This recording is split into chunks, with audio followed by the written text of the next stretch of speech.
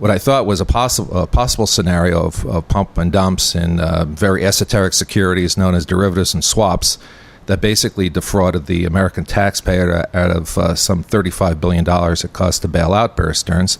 Andy is something of an expert in short selling. And short selling, well, why don't you tell our listeners, Andy, short selling has been in the news. Our SEC Commissioner Christopher Cox had some important policy changes earlier this summer. Why don't you sketch out that whole scenario for our listeners and why they should care? Everything that we do on this show, I want to be useful to our listeners. John, I actually want to clarify something. You and I have actually become experts in something called naked short selling. Okay. And short selling is it's a strategy. Imagine if you're an investor and you think that a company is overvalued. You think that you discovered that Enron was cooking their books, and you wanted to profit from that. And there's a couple different ways you can do that in the system. You can go and buy puts on Enron and make a boatload of money when Enron goes out of business. There's another way of doing it, and it's actually a short sale. And what the way the mechanism is supposed to work in the system is that you borrow shares from another investor, you sell them at the current price, you hope to be able to buy them back at a later date at a lower value. So that whole idea of buy low and sell high is absolutely what you're looking for as a short somebody who's doing short selling. But you're just reversing the chronology. You're doing your sale up front, and you're buying back lower cost shares down the road. Now, this is absolutely standard, something that people do. It's not something nefarious. But there's a mechanism right now. There's a loophole in the system, and I mentioned that you're supposed to borrow shares up front, meaning that you shouldn't be able to sell shares to somebody else that you don't own. Well, it's just beyond belief what actually is starting to come out now.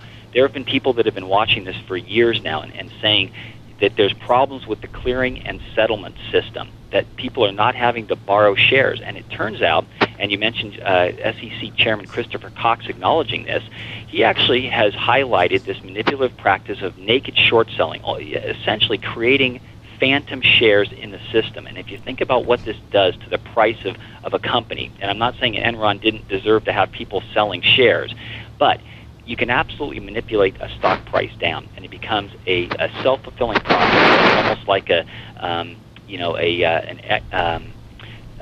just this ability to crush stock prices. And I'll tell you this, I think, John, you and I need to give some credit to a fellow named Patrick Byrne. He's in the news lately.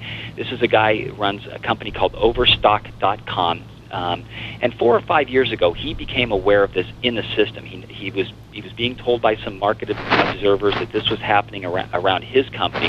But as he looked into it, he saw that it was a systemic problem, and that if it was as big as he was starting to think it was, he really had to let people know.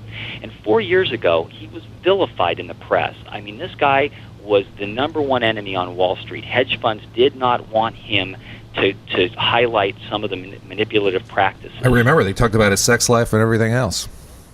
He ended up using.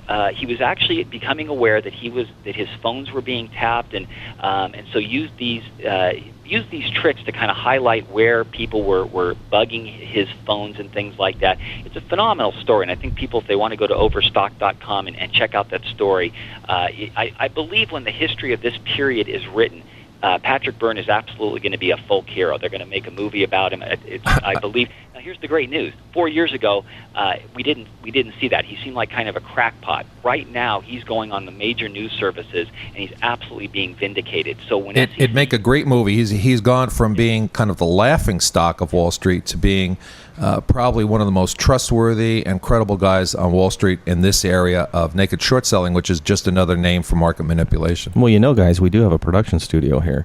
Try to get Patrick on. I think it'd be a phenomenal show. Absolutely. Jay, I'll work on it. Well, I think Jay was implying more than that. I think Jay wanted to make the Patrick Byrne. Get the licensing on the movie. I'll do it. Patrick Byrne, the movie. Jay, I think that's a great idea. Hey, so the one thing I want to highlight, because we've talked about Christopher Cox acknowledging this problem. So something really interesting happened last month. Christopher Cox got up, actually wrote an op-ed piece in the Wall Street Journal, said, "We believe that manipulative short selling, this naked short selling, not borrowing the shares you're going to sell into the market, has the potential to destroy companies. We're going to institute special protection. It was an emergency order, and you never see the SEC move this quickly unless there is absolutely a fire in the movie theater, right? So they protected 19 firms, including Fannie Mae and Freddie Mac and about 17 other big institutions. And they said, we acknowledge there's a problem. You know, there's basically there are thieves out there that are going to absolutely destroy and pillage the market, but we're only going to carve out protection for these 19 firms. And by the way, it's only going to last for 1 month, and that just expired earlier this week. And if you look at the chart, there's a great chart up on Bloomberg, and you can see. You look at a chart of the 19 stocks and the market cap for these companies. The day that these were just going down. They were going down like the Titanic. And if you look at the chart, the day that this protection was put in place, they started roaring back. And it was basically a shot across the bow. I believe that Patrick Byrne likes to say that the intellectual battle has been won, and that the regulators get it. They are now sending a message to Wall Street, to hedge funds, all the folks that have been using this manipulative practice. You've got to clean up the mess. Now, here's the problem. Patrick Byrne says, and many other observers say, it's such a big problem to buy back all these shares. Remember, these were sold at much higher